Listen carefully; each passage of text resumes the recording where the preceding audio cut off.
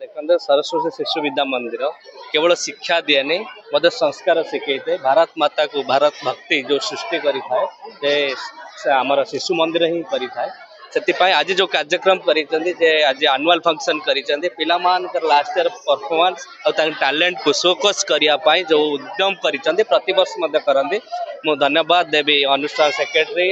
अनुष्ठान शिक्षक शिक्षयित्री मान परिश्रम बिना कम पैसा दरमा पाई पिला जो उचित शिक्षा दौरान मौलिक शिक्षा दौरान मानविकता शिक्षा